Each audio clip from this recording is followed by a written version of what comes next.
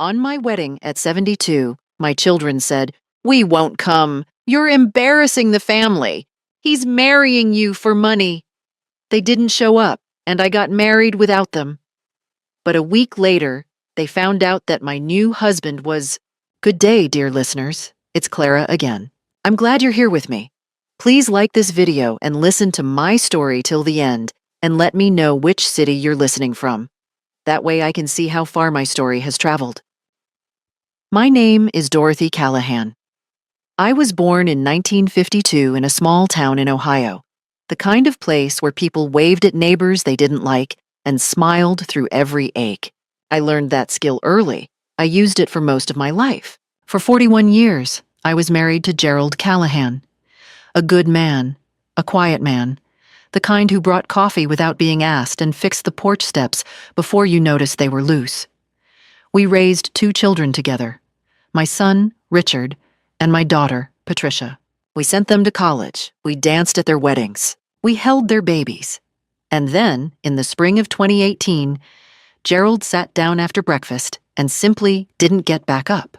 Grief is a strange landlord. It moves in without warning and rearranges all your furniture.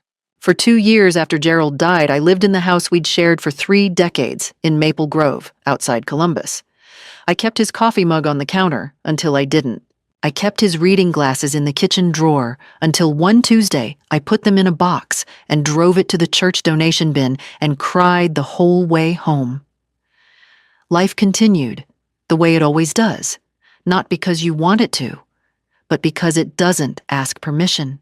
It was Patricia who first introduced me to the Silver Oaks Community Center, a gathering place for adults over 60 in our area. She said it would do me good to get out of the house. She was right, though she'd use that against me later.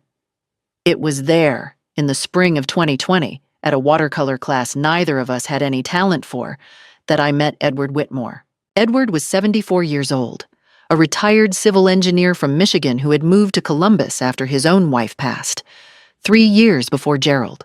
He was tall and unhurried, with silver hair and a habit of listening that most people his age had forgotten. He didn't try to impress me. He didn't perform. He simply sat next to me, looked at my terrible painting of a cardinal, and said, "You've got the color exactly right." He wasn't talking about the painting. We became friends slowly. Then more than friends, the way it happens when you're old enough to know that time is not something to waste. By the fall of 2021, we were having dinner twice a week. By winter, he was shoveling my driveway without asking. By the following spring, he told me he loved me, and I believed him, because he had shown me over and over in 100 small ways that no one who wanted something from me would have bothered with. When Edward asked me to marry him in March of 2024, I said yes without hesitation. I was 72 years old, and I was happy. Is that such an impossible thing? I told Richard first. He was quiet on the phone for a moment, the kind of quiet that has weight. And then he said, "Mom, how long have you actually known this man?" I told him 4 years. He said, "That's not very long." I reminded him that he had proposed to his wife, Karen, after 18 months. He said that was different. I asked why. He didn't answer directly. Patricia was more immediate. She came to the house that same week, sat down at my kitchen table, and folded her hands the way she does when she has prepared what she wants to say. "Mom," she said, "Edward is 69 years old. You're 72. You have the house, Dad's pension, the investments, and he has what exactly? A rented condo and a state engineer's retirement? Don't you think it's worth considering why he might want to marry you at this point in his life?" I looked at my daughter, my own daughter, whom I had nursed through fevers and heartbreaks and a miscarriage she hadn't told her husband about for 2 weeks, but had told me. And I felt something shift inside me. Not anger, not yet. Something quieter. A kind of recognition. "Patricia," I said, "I think you should leave." She didn't, not right away. She sat there a while longer and said more things about the family, about appearances, about what people would think, about my judgment and my vulnerability. Richard called that evening to add his own version of the same argument. And then, 2 weeks later, when I told them both that Edward and I had set a date for June, they delivered their ultimatum. "We won't come," Richard said. "We won't be part of this. You're embarrassing yourself, Mom. You're embarrassing all of us. He's marrying you for the money. That's the only explanation." I sat with the phone in my hand for a long time after he hung up. Was I frightened? Yes. Was I devastated? More than I expected. But was I wrong? Number one, I was certain I was not wrong. For 3 days after Richard's call, I didn't leave the house. I want to be honest about that. I want to be honest because I think people expect women my age to be either fragile or superhuman, and I was neither. I was simply a woman sitting in her kitchen, drinking tea that went cold, staring out at the backyard where Gerald had built a bird feeder 20 years ago that was still standing. I cried. I am not ashamed to say it. I cried for my children, not for myself, but for the image I'd carried of them, for the people I believed they were. Patricia, whom I thought understood what loneliness felt like. Richard, who called me every Sunday and asked how I was in a voice that always sounded like he already knew the answer. I cried because love, real love, does not disappear in an instant, even when it has been handed back to you still warm. But grief and certainty can exist at the same time. I knew that from Gerald. On the 4th day, I made a list. Not an emotional list, a practical one. I sat down at the dining room table with a yellow legal pad, the kind Gerald used for his project notes, and I wrote down everything I owned. The house on Birchwood Lane, valued at approximately $380,000. Gerald's pension, which I still received monthly. Our joint investment account, which had grown quietly over the decades into something neither of us had fully expected. A small amount in a savings account. Gerald's life insurance, which had long since been settled. Then I wrote down what my children were afraid of losing, because that, I had realized, was the real question. Not whether Edward loved me, not whether I was making a mistake. The real question was, what were Richard and Patricia actually protecting? Richard's wife, Karen, had twice asked me, in what she clearly believed were casual conversations, whether I had a will and whether it was up to date. Patricia's husband, Dave, had made a comment at Christmas 2 years ago about estate planning that lingered longer than it should have. I had noted these things at the time and filed them away, the way you file away things that don't yet make sense. They were making sense now. I called my attorney, a woman named Helen Marsh, whom Gerald and I had worked with since the early 1990s. I told her I was planning to remarry. She congratulated me warmly and without hesitation, which I appreciated. Then I told her about my children's reaction. There was a brief pause, and Helen said, "Dorothy, I think we should talk in person." We met at her office on a Tuesday. I drove myself, which my children had also recently begun questioning. My driving, my independence, my ability to make decisions. Helen was direct and clear, the way I needed her to be. She explained my options carefully. A prenuptial agreement could be drafted to protect the assets I brought into the marriage, to ensure that in the event of my death, the estate would be distributed as I wished, rather than subject to spousal claims. She said this was entirely standard for second marriages later in life, and that it would, in fact, address my children's stated concerns directly. I asked her to draw it up. When I told Edward about the prenuptial agreement that evening, over dinner at the Italian place on 5th Street, where we always ordered the same things, he put down his fork, looked at me steadily, and said, "Of course. Whatever makes you comfortable, Dorothy. I'm not marrying you for a house." He signed it without amendment the following week. That was when something in me went very quiet. Not the quiet of defeat, the quiet of confirmation. A man who is marrying you for your money does not sign a prenuptial agreement without negotiation. A man who loves you signs it because he understands that your peace of mind matters more to him than any legal advantage. I did not tell Richard or Patricia about the prenuptial agreement. Not yet.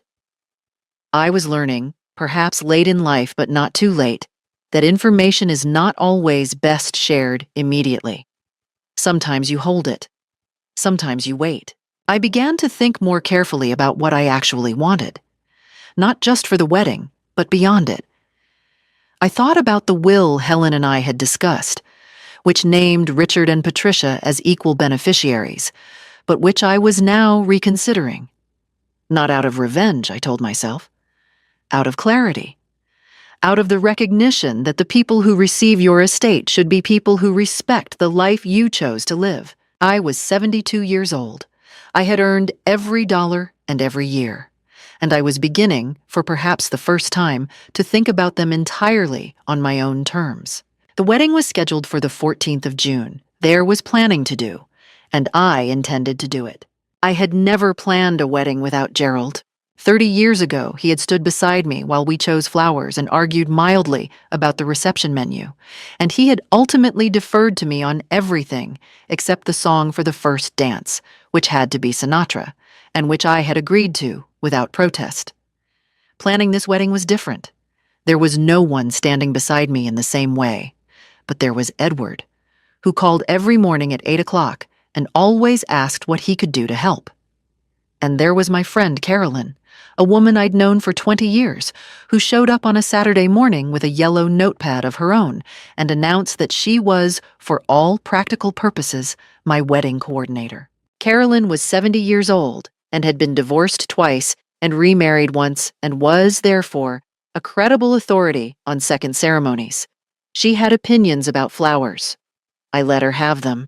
We chose a small venue, a garden event space attached to a historic inn about 20 minutes outside Columbus. 40 guests. No grand display. Just the people I wanted around me, which was, it turned out, not a very long list. Most of my closest friends. A few of Edward's relatives from Michigan. Carolyn, obviously. My neighbor Frank, who had known Gerald and had sent Edward a warm, handwritten note when he heard the news. The kind of gesture I had not expected and would not forget. Richard and Patricia were not on the guest list. They had told me they would not come. I took them at their word. What I did not expect was the campaign that followed. Patricia called 3 times the week after I booked the venue. The first call was about the wedding itself. She repeated her concerns about Edward, about the speed of the relationship, about what she called my emotional state. I listened, said I understood her concerns, and said nothing else. The second call was about the house. She wanted to know whether I was planning to add Edward to the deed. I told her that was between me and my attorney. The third call was brief and tight, with something she was trying not to say, and she ended it by telling me I was being willfully naive. Richard, meanwhile, did something I did not anticipate. He called Helen Marsh. Helen told me about it at our next meeting. He had called her office, identified himself as my son, and asked whether she could confirm that I was competent to make legal decisions. He used that phrase. Competent. Helen had handled it professionally and told him she could not discuss my affairs, but she informed me immediately, as she was obligated to do. I sat in her office and felt the floor shift slightly under me. He's trying to establish grounds to challenge the wedding, Helen said carefully, or the will eventually. He's creating a paper trail suggesting you might not be of sound mind. She paused. Have you had any recent conversations with him that could be interpreted as confusion? Forgetfulness? I thought about it. I thought about the phone call 2 months ago when Richard had asked me 3 times whether I remembered his birthday dinner from 2 years back, which had seemed at the time like nostalgia, and now seemed like something else entirely. I want to document everything, I told Helen. She nodded. I've already started. That same week, a letter arrived. Not to me, to Edward. It was addressed to his condo, from a return address I didn't recognize. Edward brought it to dinner and set it on the table between us without opening it. He said he had received it that morning and hadn't opened it because he thought I should be there when he did. We opened it together. It was from Richard's attorney, not Helen, a different lawyer, someone I had never heard of.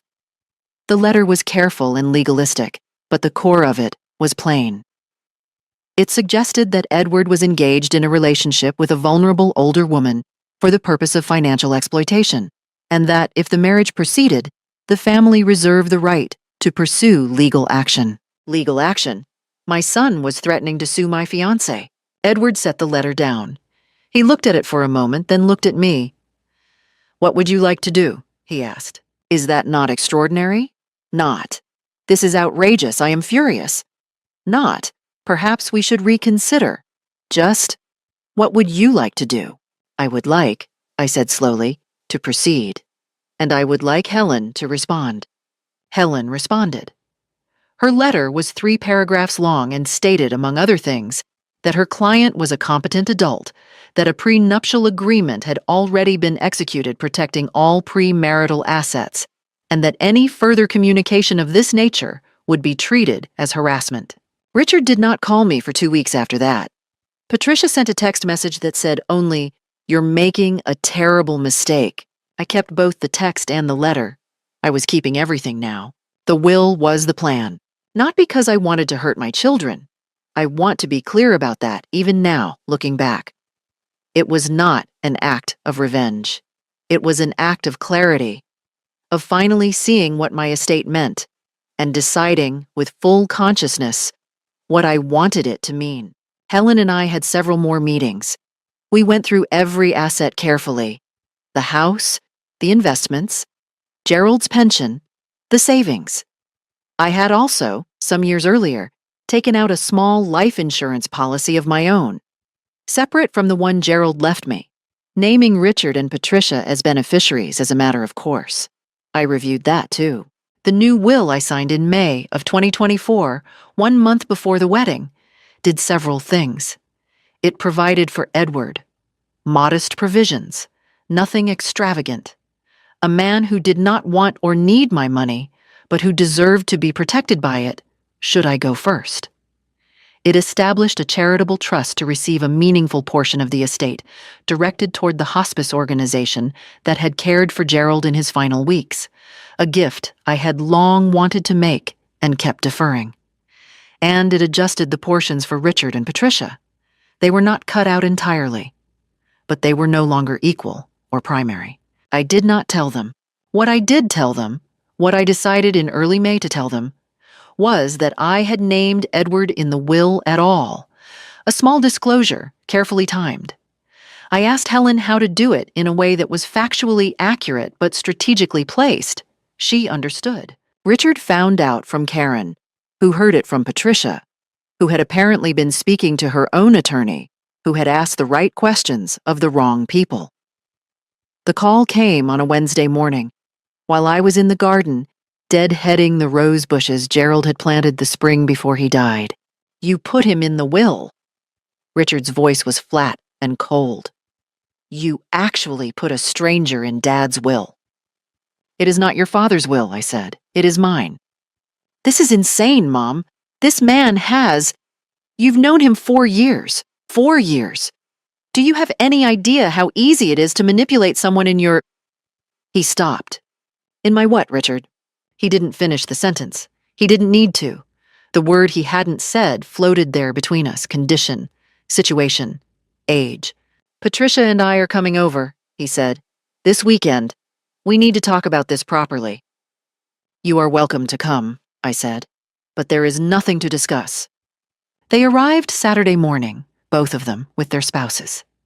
Karen and Dave, people I had known for decades, people who had eaten at my table, walked in behind my children with the expressions of people attending an intervention, which is, I suppose, exactly what they believed it was. They sat in my living room. Karen had brought a coffee cake, which struck me as either very kind or deeply tactical, and I couldn't decide which. Patricia did most of the talking. She laid out her case methodically. My age, my isolation since Gerald's death, the speed of the relationship with Edward, the obvious financial motivation, the will, the wedding. She was not unkind in tone, which made it worse. She spoke about me as if I were a case file. When she finished, I said, "Helen Marsh has all of the documentation. The prenuptial agreement, Edward's financial records, which he provided voluntarily, his pension, his assets, his background check. Background check? Richard said. I am 72 years old, I said, not 17. I had him checked. He has no debt, no criminal history, no prior civil actions. He was married for 38 years to a woman named Ruth. His children, he has 2 in Michigan, speak highly of him.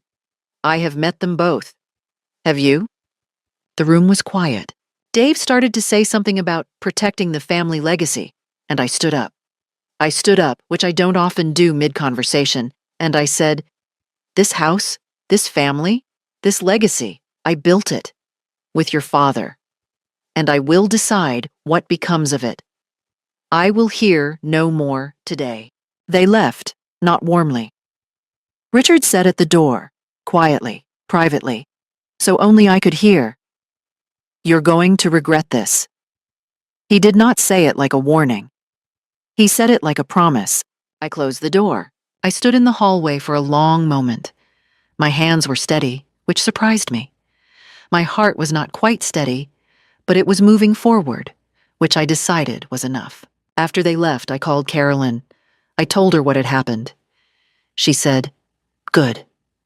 Now go lie down." I did. I took 4 days mostly for myself. Long walks, quiet mornings, a novel I'd been meaning to read for a year. I let Edward bring dinner on Thursday, and we sat on the porch and said very little, and that was exactly right. The wedding was 3 weeks away. The call came from Patricia on a Tuesday, while I was at the nursery choosing pots of lavender for the inn's garden tables at the reception. Her voice was different this time, softer. The hard edge of the Saturday confrontation had been replaced with something studied and careful. The tone of someone who has thought very deliberately about what register to use. "Mom," she said, "I've been doing a lot of thinking, and I want to apologize. I handled things badly." I was standing between rows of potted herbs, lavender and rosemary and sage, and I felt a familiar flicker. The instinct, trained over decades of motherhood, to respond to an apology with warmth and reconciliation. The instinct to say, "Of course, sweetheart. I understand." I let it pass. "I appreciate you saying so," I said. "I want to make it right," she continued. "We all do. Richard, too.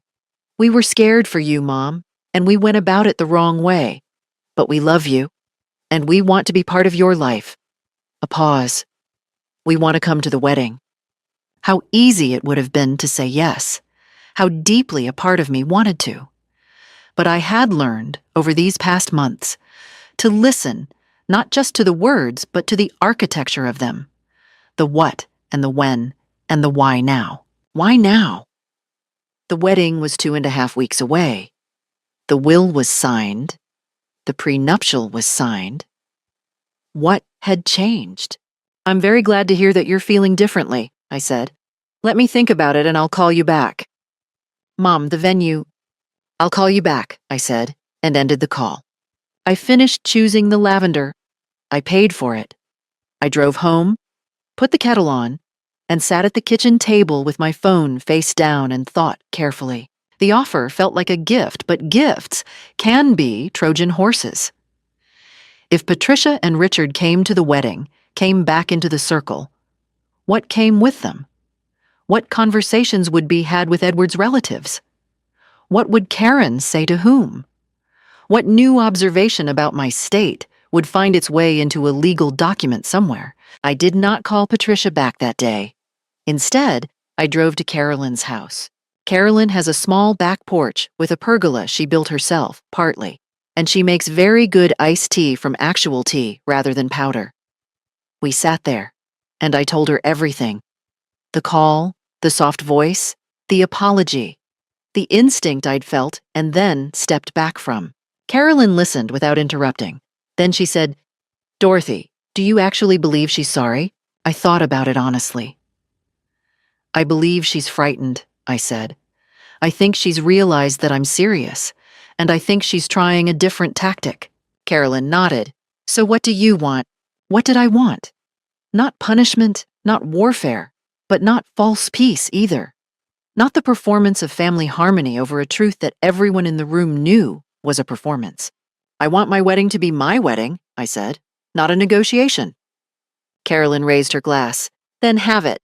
I also, around this time, found a support group I hadn't known to look for. Helen's paralegal, a young woman named Jessie, mentioned that there were organizations, not grief groups, not seniors centers, but actual networks of older adults navigating family conflict over remarriage and estate decisions. She gave me a contact. I called. I started attending a small monthly meeting at a community center on the north side of Columbus, 6 or 7 people, mostly women, mostly in their 60s and 70s. What I found there was not pity and not advice. It was recognition, woman after woman, with some version of the same story. Children who had been warm and attentive until the estate came into view. Partners who were treated as criminals for the crime of arriving after the first spouse. The particular loneliness of being seen not as a person, but as an asset to be managed. I wept once at the second meeting. A woman named Barbara, 78, sharp as a tack, who had been through a legal guardianship attempt by her own son, put her hand over mine and said, "You're not crazy. You're not naive. They are simply not as good as you hoped." I carried that sentence with me the way you carry a smooth stone. Something to hold when the weight of it all became hard to manage. Patricia called again Thursday. I did not answer. I sent a text. "I'm still thinking. I'll be in touch before the wedding." I did not say yes. I did not say no. I said nothing that could be used. They came on a Sunday, 9 days before the wedding. Unannounced. I was in the kitchen making oatmeal. Simple, ordinary Sunday morning, when the doorbell rang. I looked through the window before opening it, because I had started doing that, and I saw Richard's car in the driveway. I also saw Patricia's. I stood at the door for a moment. I breathed. I thought about not answering. Then I thought about what kind of woman I wanted to be, not the kind who hides in her own kitchen from her own children. And I opened it. Richard was holding flowers. Not from a grocery store, from a florist, wrapped in paper, the kind of flowers you choose deliberately. Patricia was carrying a box from the bakery down the street. "Chocolate croissants," she said, still warm. Karen and Dave were not with them. Just the two of them, my children, standing on my porch with offerings and cautious expressions. "We should have called," Richard said. "I know, but I was afraid you wouldn't answer." He wasn't wrong. I let them in. I made coffee. We sat at the table, the same table where Patricia had delivered her first structured argument months ago, and for 20 minutes we talked about other things. Richard's youngest son starting high school in September. Patricia's garden, which had apparently done well this year despite a late frost. The kind of conversation we used to have, effortlessly, on Sunday afternoons, when the children were younger and nobody had anything to calculate. The kind I missed, I realized, more than I had let myself acknowledge. There was a specific ache to it, not the broad ache of estrangement, but the precise one of remembering that these were people I had once known completely. Then Richard set down his cup and looked at me directly. "Mom, we're not here to fight. We want to make this right. We want to come to the wedding." He glanced at Patricia, who nodded. "But we need to know that you've really thought through the implications. All of it." "I have," I said. "The will," he said. "Patricia and we're not asking for anything that isn't ours. But Dad worked his whole life to build something for this family. That's not nothing. And to have a stranger come in and—" "Edward is not a stranger," I said. "And it is not your father's will." "There are implications," Patricia said, leaning forward. Her voice was gentle, but her eyes were not. "Legal implications. If something happened to you, Dorothy, Mom, and Edward contested anything, it could take years, it could be ugly. We're just asking you to protect yourself. Protect yourself." As if my protection was their concern. As if the woman being protected, and the woman being managed were not, in this case, the same person. I noticed that she had called me Dorothy rather than Mom for the first part of that sentence. I noticed it, and I filed it. "The prenuptial agreement is signed," I said. "Helen has the will. Everything is in order." "Would you be willing," Richard said, carefully, slowly, the way you approach something fragile, "to hold off on the wedding? Just 6 months? Get a second opinion, not from Helen, from someone else, a geriatric care specialist, just to make sure." I set down my own cup. "A geriatric care specialist," I repeated. "Mom, you want me to see a specialist," I said, "to verify that I am mentally fit to make decisions about my own life." The room was very quiet. The refrigerator hummed. A car passed outside. Small, ordinary sounds filling an extraordinary silence. "We're not saying you're not," Patricia started. "You are, though," I said. "That is exactly what you are saying, and I want you to hear me clearly." I looked at both of them, one and then the other, the way I had looked at them when they were small and had done something serious and needed to understand that I meant every word. I had Helen document everything months ago. My mental acuity, my decision-making capacity. It's on record.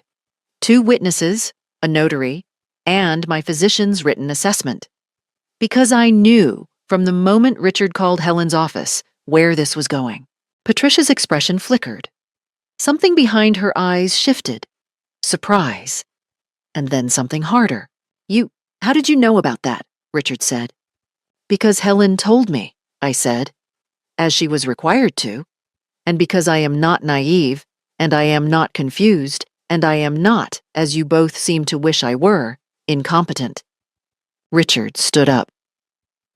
The warmth was gone now entirely, and what replaced it was not anger exactly, but a kind of cold exposure, the look of someone whose plan has been seen through and who no longer has any interest in the costume they came in. He looked at me the way strangers look at someone who has surprised them on the street. Unfamiliar. Recalibrating. "You're making a choice that affects this entire family," he said. "I am making a choice about my life," I said. "You are not my family's trustee. You are my children. There is a difference." Patricia picked up her bakery box. She didn't say anything. At the door, Richard turned back once and said, "We won't be at the wedding." The same thing he'd said before, as if saying it again gave it more power. "I know," I said. I closed the door and stood in the hallway. My breath was controlled, but my chest was tight and my eyes were hot.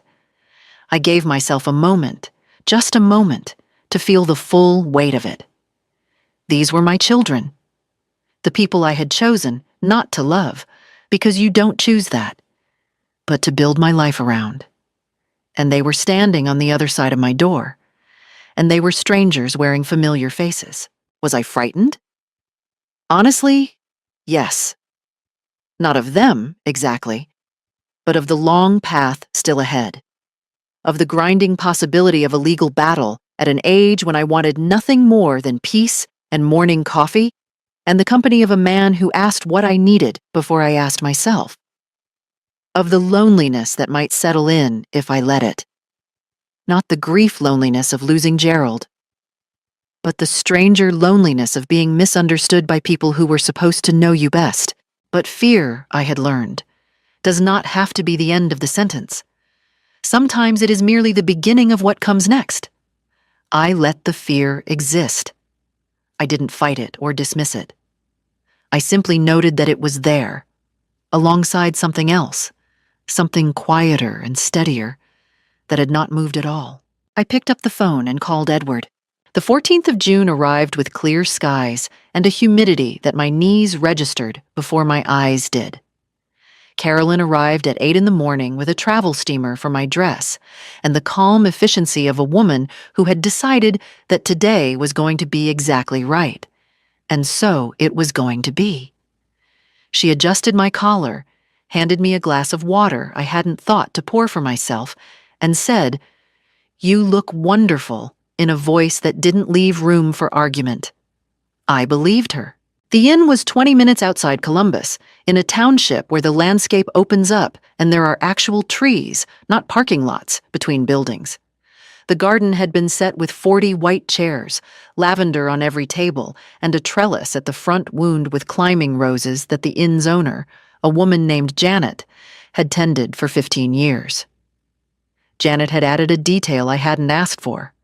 Small glass votives along the stone path, not yet lit in the morning light, but catching it anyway. It was, I thought, looking at it, exactly what I would have chosen if I had been allowed to choose only what was real. Edward arrived before me. He was standing at the edge of the garden when my car pulled in, wearing a dark suit and the expression of a man who had been waiting for something good for a very long time and had finally stopped being surprised by it. He saw me through the window and something in his face changed very slightly. I saw it, and I held it, and I carried it with me into the day. What I want to tell you about next happened before the ceremony, perhaps an hour before. I was in the small room they had given me to dress in at the back of the inn when Carolyn came and told me that Richard and Patricia were outside. Not inside. Outside. In the parking lot. In Richard's car. She had seen them when she went to bring in the lavender centerpieces from her trunk. She had stood there for a moment, watching the car, before she came to tell me. "They didn't come in," Carolyn said, watching my face carefully. "They're just sitting there." I thought about that. I thought about what their presence meant and what their not coming in meant, and what the car in the parking lot meant, strategically. Were they waiting to see if I would falter? Were they hoping to be invited? Were they simply unable to leave and unable to enter, caught in the doorway of a choice they'd made and couldn't take back? I felt, unexpectedly, a wash of something that wasn't quite pity and wasn't quite sorrow. Something in between, with no good name. I asked Carolyn to invite them inside. She looked at me with the expression of a woman who has known me for 20 years and is choosing not to say everything she is thinking. "Dorothy, I want them to see it," I said, "not to gloat. I want them to see that it is real, and that it is good, and that I am all right." She went, and they came. They came into the back hallway of the inn, Richard in a jacket he clearly hadn't planned to wear today, and Patricia in the clothes she'd put on for something else. Not dressed for a wedding, dressed for surveillance. They stood in the doorway of the room I was in and looked at me. In my dress, hair done, bouquet waiting on the table beside me, ready. And something moved through both of their faces that I recognized as something they hadn't intended me to see. Grief. Not for me. For something they had already decided was lost. "You came," I said. "We're not staying," Richard said. "We're not. Mom, we need you to hear us one more time, please, before you do this." "I'm listening," I said. And then something happened that I had not entirely anticipated, though I had wondered in the long hours of these months whether it might. The pressure of the morning, the proximity of the moment, the fact that time had run out. All of it seemed to dissolve the last layer of careful presentation they had maintained. Richard started talking about the house, about the account numbers, about specific figures, the investment portfolio to the dollar, that he should not have known unless he had been told by someone with access to documents that were not his. He talked about our share and what Dad intended and the inheritance. He made an error, then corrected it, which told me the figure had been verified elsewhere. He talked as a man who had been rehearsing this argument and had finally run out of time to wait for a better moment. And as he talked, the mask of parental concern slipped entirely. And what was underneath was not love, or even fear. It was inventory. Patricia said less but confirmed more. She mentioned a conversation with Dave's attorney, not Helen, about spousal elective share laws in Ohio, about the percentages a spouse could claim, about whether Edward would have grounds to petition after my death. She named a percentage. She cited a statute. She had done the research. She had been doing it for months, carefully, methodically, the way you research something you intend to use. I looked at my daughter and I thought, when did this begin? Was it recent? Was it Edward and the wedding that uncovered this? Or had it always been there, dormant, waiting for the right conditions? I thought of all the Sunday phone calls and the holiday dinners and the times I had believed completely that I was loved simply because I was their mother. Had any of that been inventory too? Or had something curdled only later, when the numbers became large enough to matter? I would never fully know. And I had made my peace with not knowing. You've been preparing a legal case, I said. We've been protecting ourselves, Richard said. From what? I'm not dead. Mom? You have been treating my life as a problem to be managed, I said. The calm in my voice surprised even me. Not because I had manufactured it, but because it was genuine. The calm of someone who has arrived, finally, at the place where uncertainty ends. You called Helen to question my competency. Richard, you hired a lawyer to write threatening letters to my fiancé. Patricia, you've been consulting estate attorneys about laws that will only apply when I am gone. You've been doing all of this while calling me Mom, while bringing flowers to my door, while carrying bakery boxes still warm. Patricia's face was red now. We have every right to protect what Dad— Your father left his estate to me, I said clearly. Not to you, to me, his spouse, as was his right. And what I do with my own estate, my own life, my own choices, is mine. You have no claim on it while I am living. You have no legal standing. And you have, in the past several months, made very clear what kind of standing you believe you deserve. Richard looked at me with something that might have been hate, might have been helplessness, might have been the look of someone confronting the possibility that they have misread everything. His voice, when it came, was quieter than before. Not calmer, but depleted. You're going to regret this, he said. I regretted many things, I said. Mostly the time I wasted wondering whether I was wrong about you. I stood, unhurried, completely steady. The ceremony begins in 35 minutes. You are welcome to stay, or you are welcome to leave. Both are acceptable to me, but this conversation is finished. They left. I heard the car start in the parking lot through the inn window. I stood still and listened to it pull away.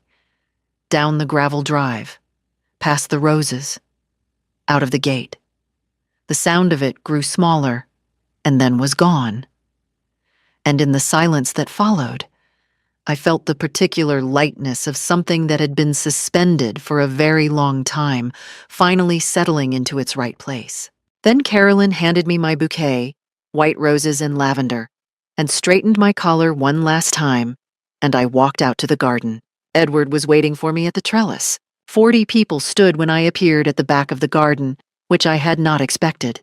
And the sight of them, Carolyn in her blue dress, and Frank from next door who had known Gerald and stood with his hat over his heart, and the women from my support group with Barbara already dabbing her eyes, and Edward's daughter Claire and his son Michael, who had driven from Michigan and had never made me feel anything other than welcome, moved me in a way I had not prepared for. I had prepared for the absence of my children. I had not fully prepared for the presence of everyone else, for the fact that 40 people had chosen to be here, today, for me. The path to the trellis was stone, lined with small votives Janet had added, and the lavender was on every table, and the roses on the trellis were open and soft in the morning light. I walked slowly.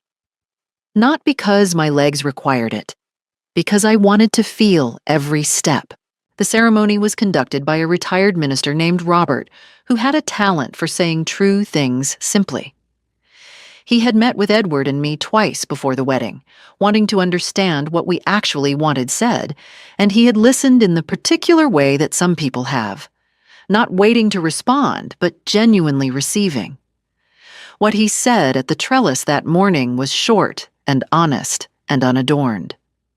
Edward and I had written our own vows, which is something I would not have been brave enough to do at 32, but found, at 72, to be the only thing that made sense. What is the point of borrowed words when you have lived long enough to have your own? Edward said that he had not expected to find this, that he had made a careful peace with what his life was going to look like.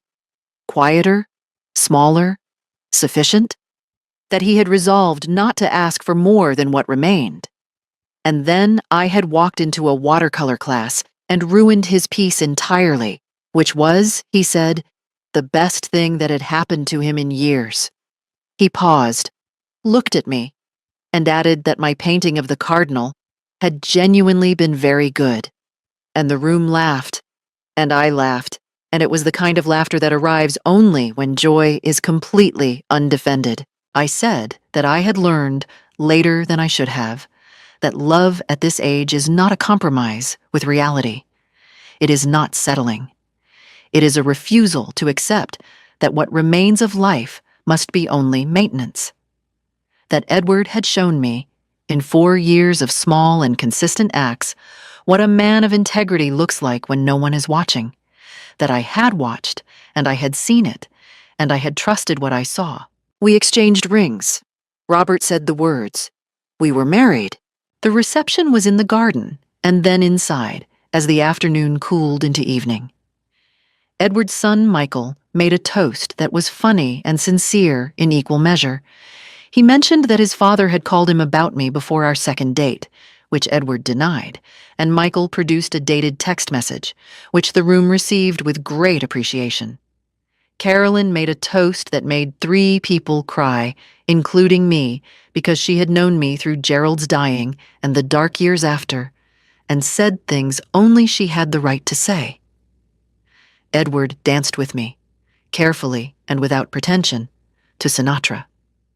I had asked for it as a nod to Gerald, and Edward had agreed without hesitation, and without any visible complexity, which told me everything about the kind of man he was. In the weeks that followed, the legal situation resolved with the finality of a door being closed from the outside. Helen had been thorough in ways Richard and Patricia had not anticipated. The documentation of my mental competency, physician's written assessment, notarized capacity statements, the complete record of every significant decision, was unassailable. Richard had spent months trying to build a paper trail suggesting diminished capacity, and he had built nothing because there was nothing to build it from. His attorney reviewed everything Helen provided and delivered the verdict plainly: no viable case. No judge would entertain a competency challenge against a woman whose physician had recently documented full cognitive function, who had executed a prenuptial agreement, a revised will, and a charitable trust, all within the same calendar year, all with independent legal counsel present. Richard paid his attorney's fees and received nothing for them except the clarity of knowing the route was closed. The charitable trust was established exactly as written. The hospice that had cared for Gerald in his final weeks received a gift I had owed them for years. Edward's provision was modest and settled. The remainder was structured as Helen and I had decided. Patricia and Richard received their portions, reduced but not insubstantial, distributed while I was still living. Once they had received what they were going to receive, while I was present and well and legally unimpeachable, there was nothing further to contest. The motivation for any remaining legal action dissolved with the transfer. Patricia did not respond to Helen's letter. No call, no acknowledgement, just silence. Richard sent a text on a Thursday afternoon. Fine. One word. The entire collapsed architecture of months of scheming and threatening and maneuvering reduced to 4 letters on a phone screen. I showed it to Edward. He read it, handed the phone back, and said, "Hungry? I was thinking the Italian place." We went. We sat at our usual table, ordered what we always ordered. The waiter brought the bread without being asked. Edward told a small, funny story about something at the community center. I listened, and outside the window, Columbus went on as it always did, and inside it was warm, and neither of us said anything significant for the rest of the evening, because nothing significant needed to be said. We drove home to the house on Birchwood Lane. I sat on the porch in the evening air. Gerald's bird feeder stood where it had always stood. A pair of sparrows were settling into the elm for the night. Without drama, without performance, simply finding the right branch and being still. Edward came out with 2 cups of tea, set one beside me, and took the chair next to mine. We didn't speak for a long time. Everything that needed to happen had happened. Everything that needed to be built had been built, and it had held. And I was sitting inside it now, in the quiet, next to a man who had meant every word he had ever said. I was 72 years old. I was married. My life was peaceful. I had not burned anything. I had simply built something that could not be argued with, and then I had lived inside it without apology. The first year of our marriage was the most quietly contented year of my adult life. We lived in the house on Birchwood Lane. Edward kept his condo for 6 months, then gave it up without ceremony when it became clear I had not overestimated anything. He cooked on Tuesdays and Thursdays. I cooked the other nights, except Sundays, which were for the Italian place. He fixed things around the house, carefully, competently, not to perform helpfulness, but because the porch steps were uneven, and that was simply a problem to be solved. We traveled modestly, but meaningfully. We drove to Michigan in September to see Michael's new house, where I met his children, a girl of 6 and a boy of 4 who were briefly, genuinely interested in me, which children that age only are when they find you slightly strange, and I took as a compliment. We went to Charleston in March, where the spring flowers were extraordinary, and we walked more than my knees approved of and didn't regret a step. I continued attending the support group. Not because I still needed it for myself, but because new members arrived who did, and because Barbara and I had become genuine friends. She called on my first wedding anniversary and asked, "How are you?" in the voice of someone who actually wanted to know. So small a thing. Still, it moved me. Carolyn held Sunday dinners once a month. Edward fit into the table the way he fit into most things, without friction, without performance, with the simple reliability of a person who has decided who he is. Now, what of Richard and Patricia? I want to say I took no satisfaction in what followed. I'm not certain that's entirely true. Richard and Karen separated in the spring following the wedding. The details weren't shared with me, but the broad outline reached me through Frank. The marriage had long harbored fault lines, and the months of conflict over my estate had surfaced them in ways that didn't close afterward. Richard moved to an apartment in Westerville, alone, for the first time since his 20s. He had also billed enough to legal fees trying to challenge my decisions that he had drawn on savings he could not entirely afford. Patricia and Dave did not separate, but something between them had calcified.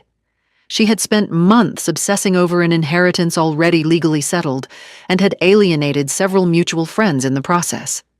She and I had not spoken in almost a year. She called once in December.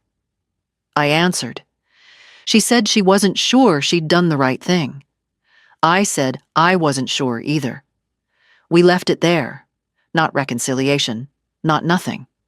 2 people acknowledging, with some fatigue, that they were still connected, and neither quite knew what to do with that yet. I did not push. I did not close the door. I left it as it was. Meanwhile, Edward and I planted a climbing yellow rose bush in the backyard, beside Gerald's bird feeder. He had admired it at the inn where we married.